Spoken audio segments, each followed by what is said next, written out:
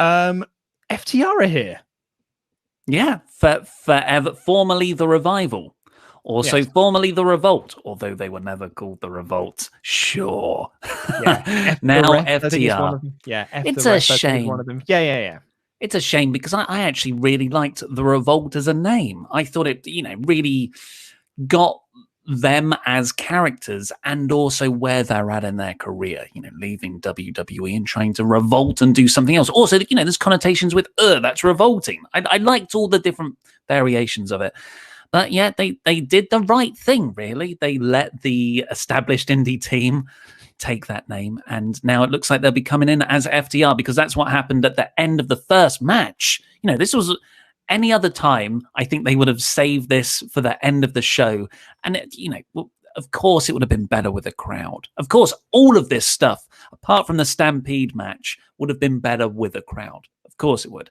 But this really caught me off guard.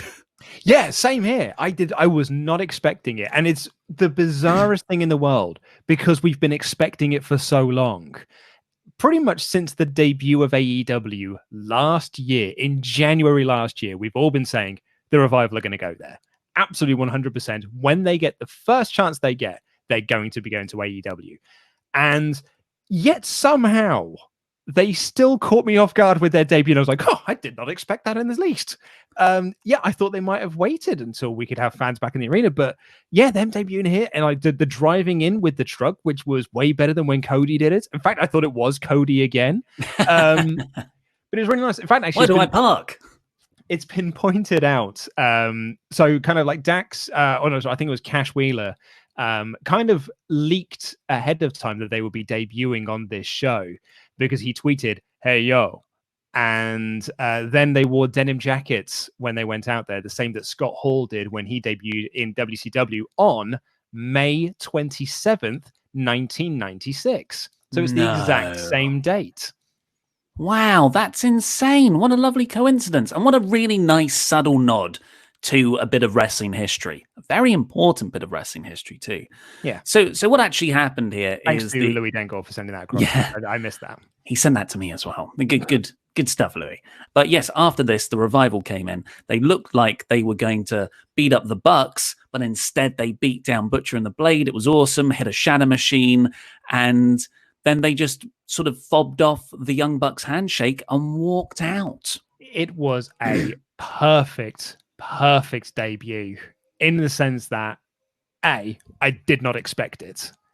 B, when they came out and they had a stare down with the Bucks, I was like, this is so cool. Like, this is what I've been waiting for. This is so awesome. Like, all of my notes are in complete caps lock at this point. So I'm just so excited about this. And then they attack Butcher and the Blade and hit the assisted pile driver, go back to that stare down.